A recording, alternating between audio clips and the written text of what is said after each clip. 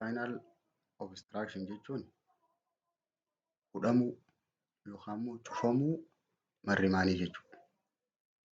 Cufamuu marrimaaniiti. Intestinal obstruction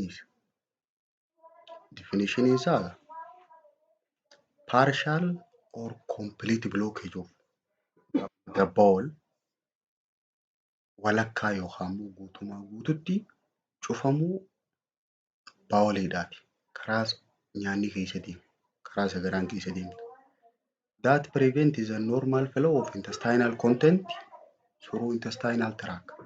Karaa ujummoo marrimaanii kana keessa wanni duraan normaalii deemu sun akka hin deemne kan dhorkitu santu obstruction jedhama. Taayipiin intestinal obstructionidha gosa lama. Isaanis mechanical obstructionidhaa fi functional obstruction jedhanii. Mechanical obstruction jechuun akkamii? Functional obstruction jechuun akkamii? Mechanical obstruction yeroo jennu yeroo tamii koozii isaatiin ilaalame. Intraluminal obstruction yoonii fi keessi isaa sun cufame, cufamuu keessaa tuubboo marrimaanii sana. Or obstruction from the pressure of the intestinal wall. Dhiibbaa intestinii kana gubbaarraa irra jirturraa gubbaa gadi qabamee yoo cufame. It is account for 90% of intestinal obstruction jedha. Obstructionii marrimaanii kan jiru keessaa parsantiin 90 isa kana jedha. Parsantiin 90 isa kana. Mechanical obstructionidha kana. For example, tokkoffaa adhesionidha. Parsantii 50 jedha. Adhesion jechuun akkami? Loops of intestines become adherent to the area that heal slowly or scar after abdominal surgery. Eega garaan kun baqaqfamee booda isa silaa madaa fayyuu jirtu saniin wajjin ka biraa waliin maxxana.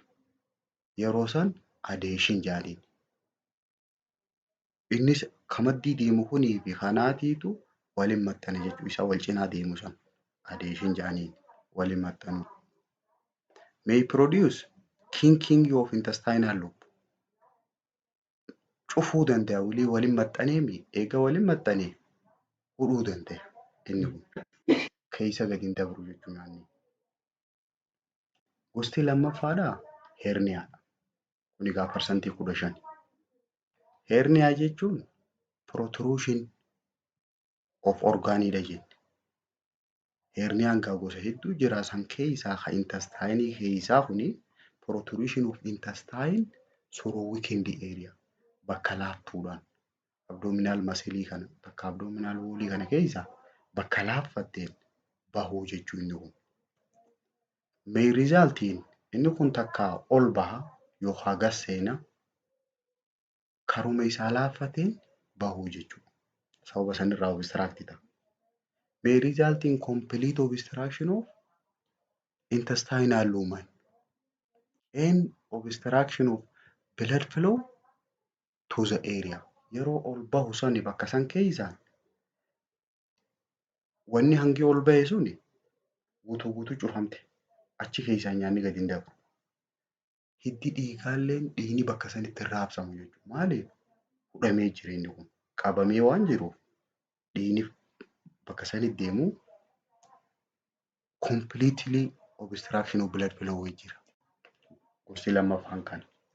Gosti sadaffaadhaa mechanical obstruction keessaa intussusception jedhani.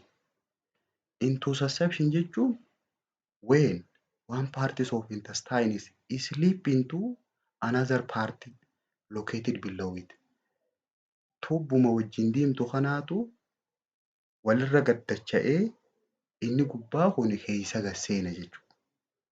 Intussusception jechuun ifumaaf wal keessa gad seenuu jechuudha.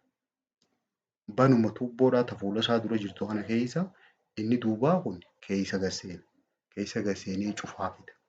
Obstructionii fida. Result narrowing of intestinal lumen. Yeroo kana egaa ujummoon tun ni xiqqaatti. Akka duraan nyaata dabarsitutti hin dabarsitu. Amma egaa suuraa isii ilaali.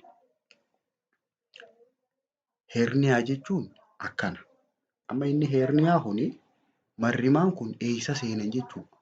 Karaa silaa cidhaanii gad deemu kana. Herniyaa gosa kana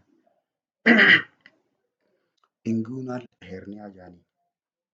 Yeroo marrimaan asiin inguinal cavity kana keessa bakka silaa cidhaan normaalii keessaan gabbaan kana as keessa yoo keessa gasseene inni gurraattomi sun amma blood flowing bakka sanitti deemu dhaabbatee jira, obstruct ta'ee jira amma inni kun. Kanaafuu nyaanni asiin akka gad dhufee achiin ol deebi'uu hin danda'u jechuudha. Herniyaa jechuun akkana. Intussusception ilaali. Intussusception jechuun kutuma kanaatu isa duraa san keessa gasseena jechuudha. Wal keessa gasseenuu santu intussusception jedhama. Haaya. Katti aanu dabrigaa. Inni afuraffaadhaa types of intestinal mechanical obstruction keessaa afuraffaan volvulus jedhanii. Volvulus jechuun bowels twist and turn on itself. Ofirra micciiramu jechuudha. Ofumaa fi ifirra micciirama. Twist ta'ifumaa. Result in obstruction of intestinal lumen and accumulation of gas and fluid in the trapped bowel. Bakka walirra micciirame saniin walii gaaziin keessa kuufamaa. Dhangala'aaleen keessa kuufamuu danda'a. Gadi hin dabru jechuudha. Ifii fi walirra micciirame. Volvulusiin suuraa isaarra ni jirti kun. Inni shanaffaadhaa mechanical obstruction keessaa gosti shanaffaa tokko neoplasmii. Neoplasmii jechuun kaansarii. Tuumariin keessa mayiru. Kun istiinoosisii. Istiinoosis jechuun walitti dhiphachuu. Yeroo ismuuz masiliin keessaa sunii walitti maxxane. Istiinoosis jedhanii. Istiriikchariin. Istiriikcharii jechuun saayizii tuubboo saniitiitu xiqqaate. Saayizii tuubboo saniitiitu xiqqaate. Amma istiinoosisii fi istiriikchariinis xiqqaachuma garuu bakkaatu garagara. Istiinoosisii yeroo dubbannu ismuuz masilii irratti maashaa lallaafaa irratti. Istiriikcharii immoo bakka ujummoo irratti. Kabiraa sababa absasiitiin. Absasiirraa yoo madaa qabaate madaa sanirraa cufamuu danda'a. Amma egaa kooziinsaa isa kana. Volvulusiin kunoo kana fakkaataa ilaali. Isa kana wal bira deemu kanaatu walirra micciirame. Volvulus jechuun isa kanaatiitu walirra micciirame jechuudha. Akkatti gamanaan akkana deeme jechuudha. Kanatti micciiramee inni hangi micciiramee fi of cufe suni walii nyaanni gadi hin dabru. Obstructioniin dhufte. Hangi huni kana gurraattoomuun kun gaaziin keessa guuttee jirti. Hiddi dhiigaalleen keessa hin dabru. Dhiigalleen harkatu jechuudha. Amma egaa types of intestinal obstruction lama jenna. Inni jalqabaa makaanikaalii jennee kan lammaffaa faankishinaal jenna. Makaanikaaliin gosa shanan kanaaf inni isa faankishinaaliidhaan laalla. Faankishinaal yeroo jennu akkami? Intestinal musculature cannot propel or expel the content along the bowel as a result of neuromuscular or vascular disorder.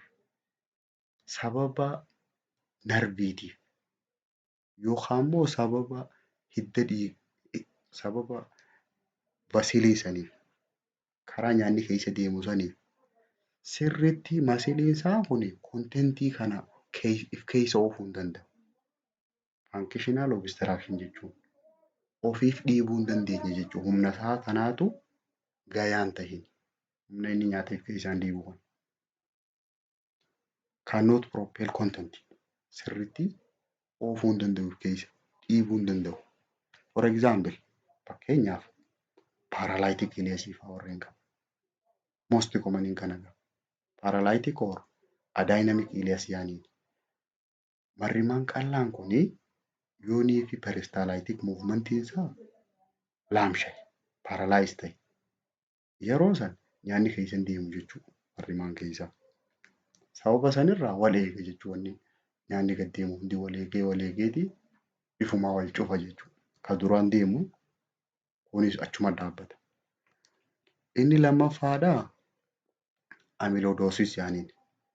Amyloidosisiin kuni dhukkuba. Dhukkuba accumulation of amyl protein. Abnormal accumulation of amyl. Yoonii fi osoo normaaliin ta'in abnormaalii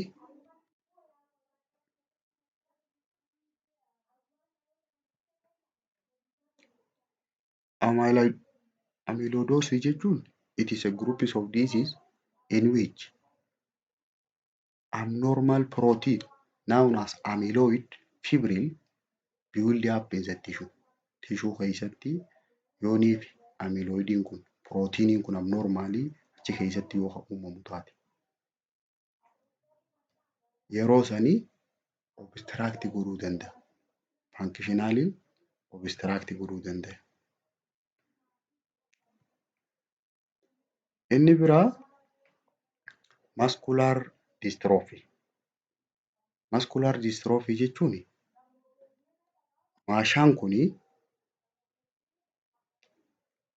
muscular dystrophy means it is groups of muscle disease that result in increasing weakening and breakdown of skeletal muscle over time.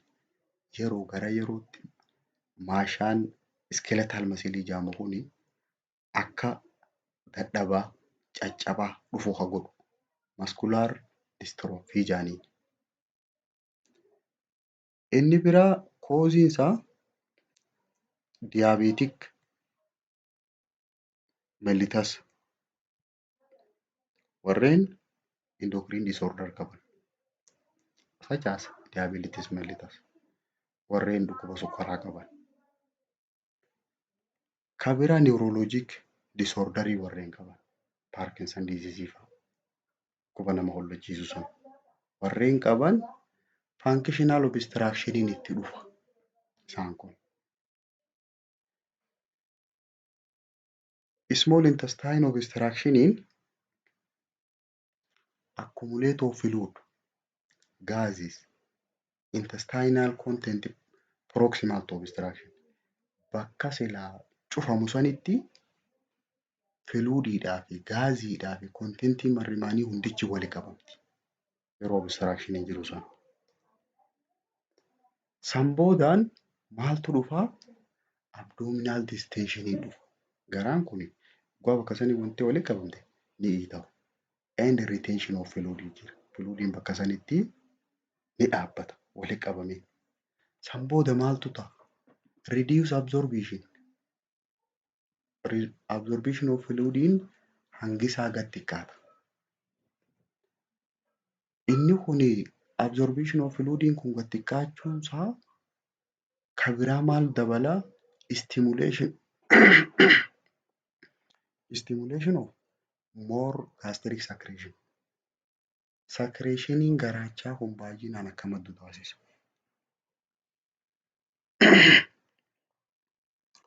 Kana booda maaltu dhufaa? Increased fluid in the lumen. Daranuu ujummoo san keessa dhangala'aan ni heddummaata. Achii booda hoo intraluminal pressurein dhiibbaan achi keessatti jiru dhangala'aan kun achi wali qabamee gaaziin ni jira, fluidiin wali qabamee jira. Dhiibbaa dabala jechuudha. luminal pressure. Kana booda maaltu dhufa? Capillary permeability ni dabala. Capillary permeability jechuun dandeettiin capillary keessa fluidiin kun dabrudha. Dandeettiin daddabarsuu capillary kanaa ni dabala. Kan booda eessa deema fluidiin kun? Fluid and electrolyte extravasation to peritoneal cavity. Gara peritoneemii kanatti ol baha fluidiin kun. Yeroo kana maaltu dhufa? Ideemaa dhufa. Ni dhiitawa jechuudha akkasuma. Kan biraa congestionii dhufa. Congestion jechuun walitti dhiphachuu jechuudha. Bakki sun. San booda tishuun bakka sanii ni duuti. Necrosis taati. Then perforationii dhufa jechuudha bakka sana. Perforation of intestinal wall. Qaamni bakka sanii sun bakka fluidiin akkasii irra teessi suni perforate taati. San boodaanoo peritonitis dhufaa jechuudha. Inflammation of peritoneal cavity. Karaa biraatiin yoo fluid and electrolyte extravasation kun peritoneal cavity keessatti kan fufu taate circulating blood dhiiga marsaa dhiigaa kanaan naannoo san gadi keessa. Inni kun gadi kaachuun maal fida? Shookii fida jechuudha. Hypovolemic shookii fida. Okay.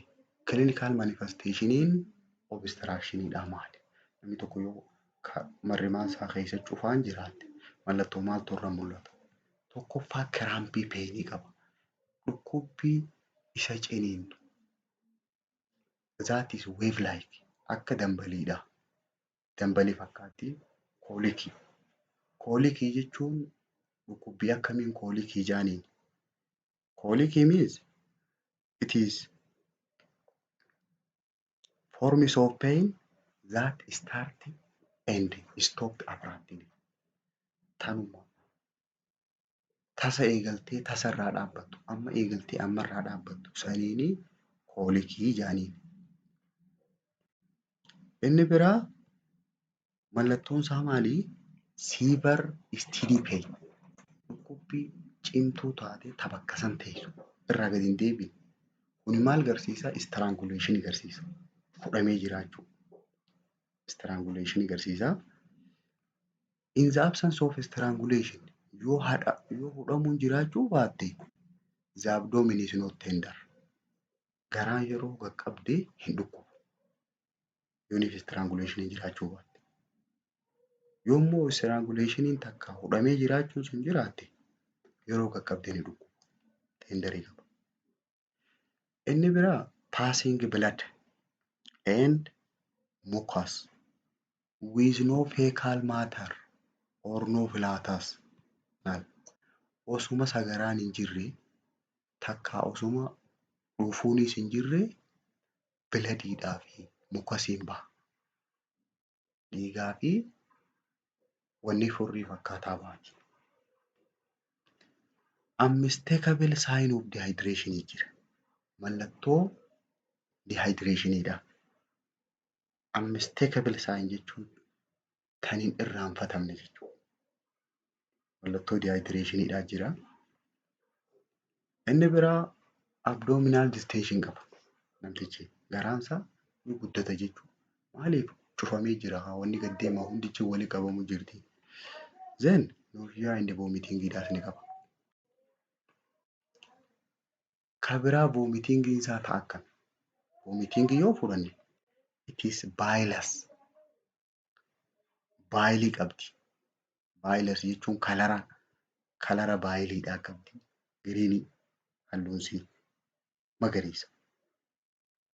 Rapid projectile vomiting.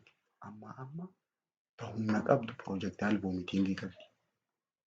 Yeroo kana maal si agarsiifti? Obstructioniin kun located high in the small bowel keessa jiraachuu. Amma dura cufaminsi kun bakka tam jiraachuu si agarsiisa yoo namtichi baayilii afaaniin kadachaasu taate small intestine dhaatiitu cufamee jechuu si agarsiisa. Inni biraa vomiting of fecal material qaba. Sagaraa dhaatiitu afaaniin haqqisa. Sagaraa haqqisa. Yeroo kana maal si agarsiisa? Obstruction is below the proximal colon or in the ileum. Takka bakka ileemiidhaa achi cufamee takka immoo marrimaan furdaa keessatti achi cufame. Cufaan tun achi ta'uu eega nyaanni kun jalaa niwutirantiin xuuxamee sagara jijjiirame. Achi cufaan jiraannaan ishiisantu deebi'a. Feekaal maateeriyaaliin tanaaf afaan hin bahu. Ta'a juutu jechuudha akka sagaraatti. Progression of vomiting yoo laalte adeemsa haqqisaadhaa kana yoo laalte vomiting the stomach content waan garaacha keessa jiru haqqisan. Then achii booda jalqaba waan garaa keessa jiru haqqisan. San booda bile stand content waan hadhooytuuf keessaa qaba. Sanii haqqisa. Content of duodenum and jejunum kutaa marrimaan qal'aa keessaa yeroo haqqisaan achi dhuftu bile stand qabdi. Kanaa itti aana. San booda finally with each paroxysm of pain yeroo dhukkubbiin itti haate hunda darker fecal-like content of ileemii san haqqisa. Contentii wanni haqqisaan isaa gurraattii ta sagaraa fakkaattu. Ajuuju. Isaanii contentii ileemiidha. Isii san haqqisa. Jalqaba vomitingiin isaa stomach contentiidha jenna. Waanuma garaacha keessa jiru haqqisa. San booda wanni garaacha keessa jira hoggaa dhumte tani duodenamiidhaa fi jejunamii jirtu goggota marrimaanitti. Tachi keessaa suni haqqisaansi bile stand kalara qabdi. Halluu giriinii qabdi. Halluu baayiliidha.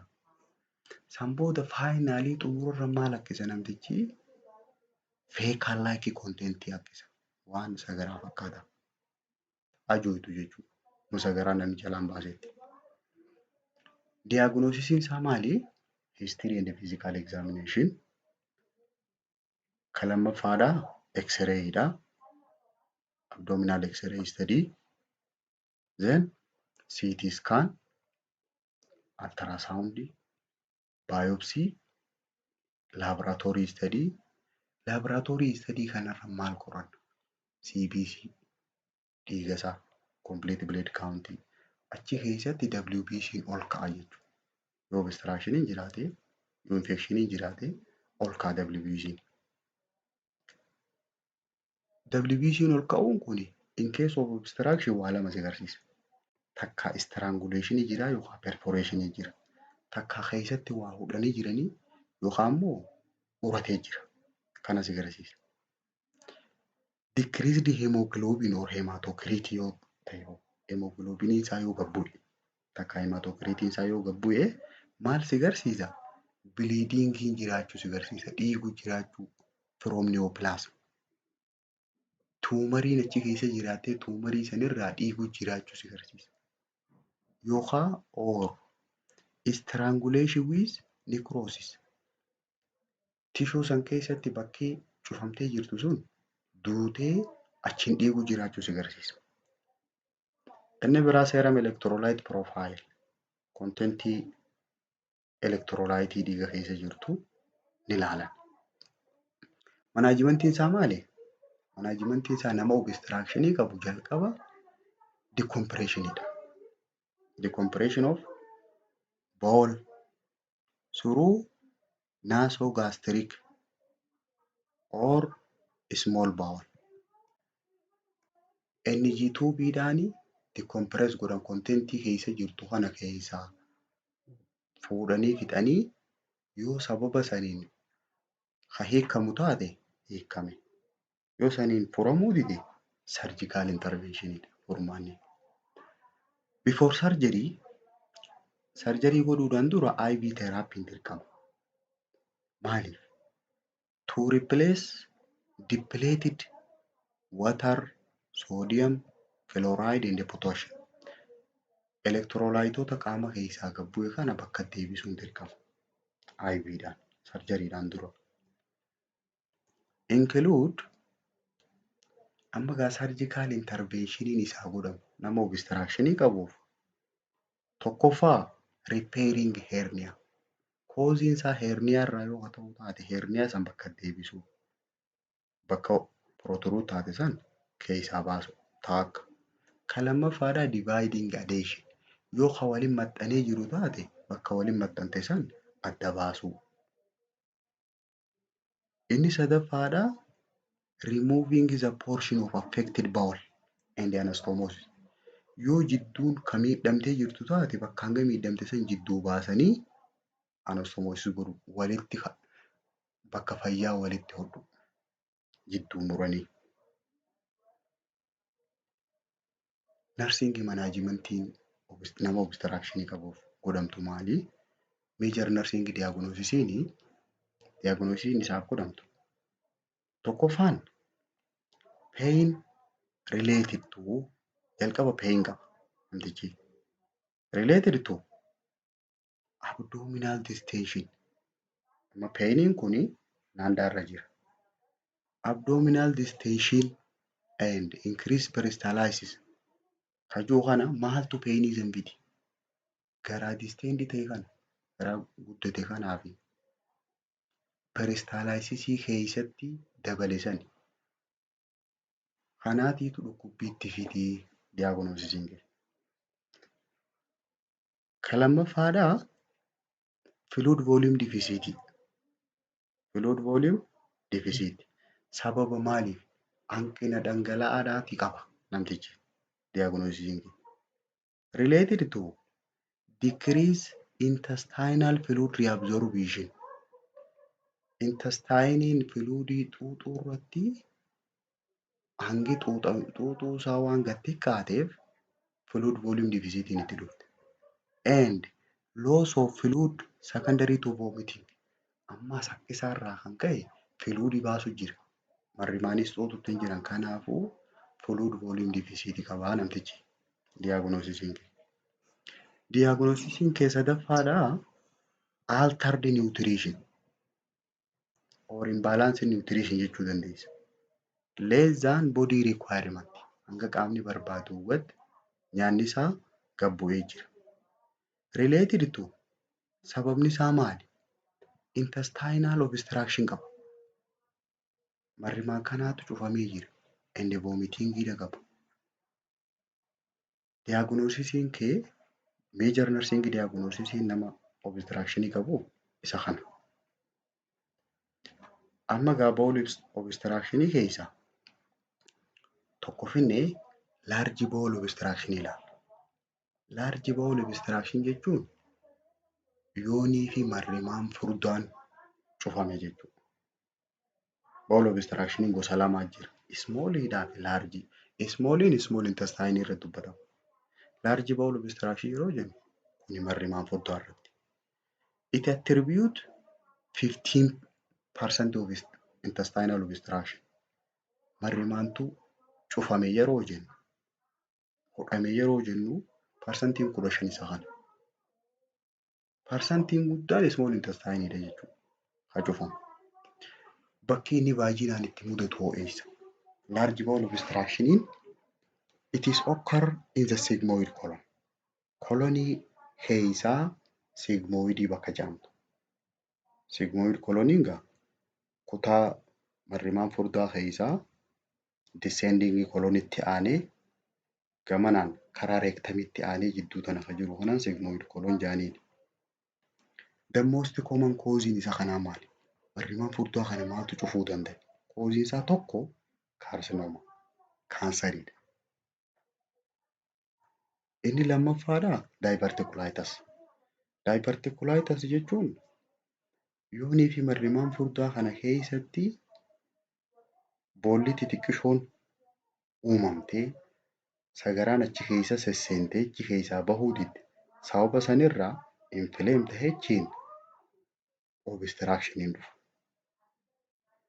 Ka sadaffaadhaa impaction of feces. Sagaraan keessa guggubu. Suma gaddiimtuu keessa yoo guggubde obstruction fiddi. Inni afuraffaadhaa benign tumor. Tuumarii tishuun keessatti mayiru Tishuun biraa abnoormaalii karaa kana keessa yoo makarte cufuu dandeessi karaa kana. Mallattoon nama laarji baawul obstructionii qabuu maali? Mallattoon isaa unlike small intestine akka marrimaan qallaatti mallattoon datteen dhuftu. Kuni it symptoms develop and progress relatively slow. Suutaanii mallattoon tun guddachaa dhufti. Akka marrimaan qallaatti saffisaan hin dhuftu. Mallattoon isarra hin mul'attu. Obstruction in the sigmoid colon or the rectum. Yoonii fi obstructioniin kun sigmoid colon irratti takka immoo rectum irra kan cufame taate marrimaan furdaan kun constipation qaba namtichi.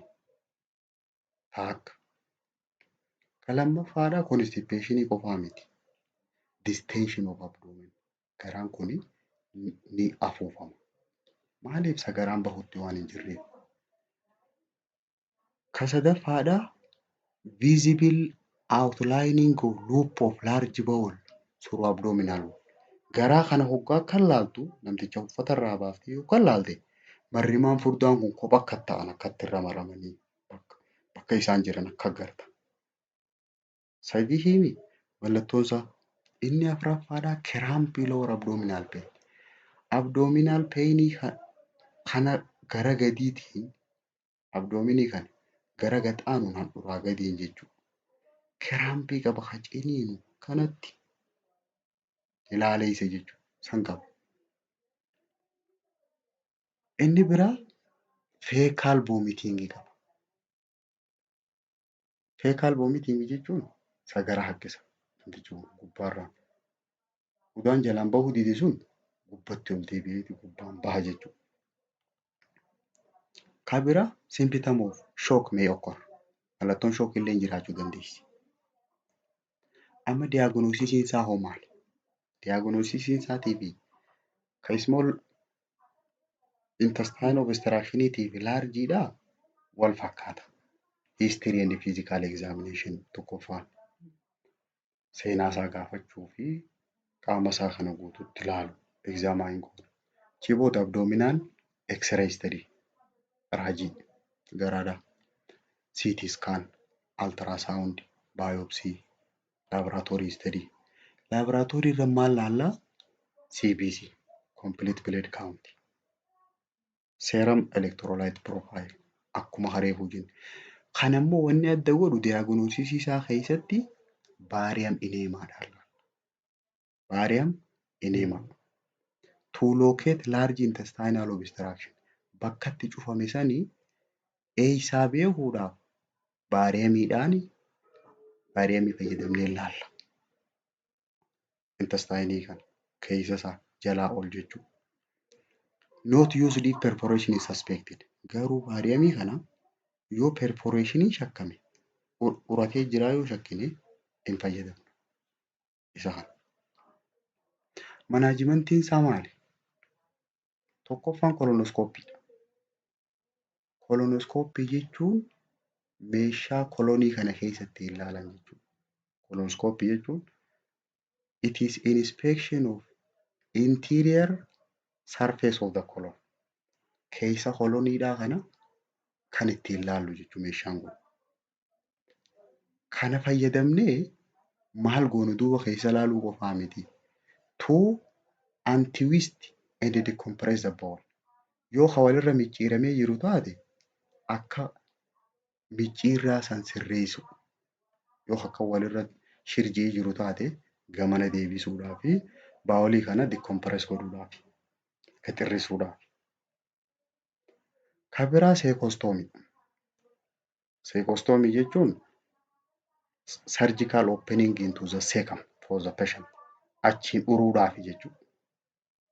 Seekostoomii. Kolostoomiidhaa fi seekostoomiinis ni jira. Surgical opening yoo bakka seekamiitiin taate seekostoomii jaaniin achiin fayyadama namtichi hangasuu. Who are poor surgical risk? Warreen sarjarii yoo goone inni kun nun bayyanatu jennu seekostoomii goonu. Any need of urgent relief from the obstruction. Akkasumas yoonii obstructionii kanarraa dafnee akka inni kun bayyanatu yoo barbaanne seekostoomii dalagnaa. Kan biraa temporary or permanent colostomy. Jiboota egaa colostoomii dalagamaa. Colostoomii jechuun egaa openingii aga colon saayitiidhaan colostoomii tana uruu. Kan biraa maali manaajimentiin isaa? Iiliyoo anal anastomosis. Sirriitti dhaggeeffadhu egaa. Iiliyamiidhaa fi anaalii wal qunnamsiisuu jechuudha. Amma iiliyamiin kutaa marrimaan qal'aati. Anaaliin ammoo gadi tan. Marrimaan furdaa kana guutuu keessaa baafnee marrimaan qal'aadhaa fi anasii kana wal qunnamsiisuu jechuudha. Yeroo kana egaa ilioanal anastomosis jechuun to remove entire large colon. Large colonii kana guutumatti keessaa baasu. Formaanni biraa maali? Rectal tube. Rectal tube jechuun egaa tuubboodhaan to decompress the area that is lower in the bowel. Gadii tana warreen jiran keessaa baafnee gadi keessuudhaaf tuubboo fayyadamnee.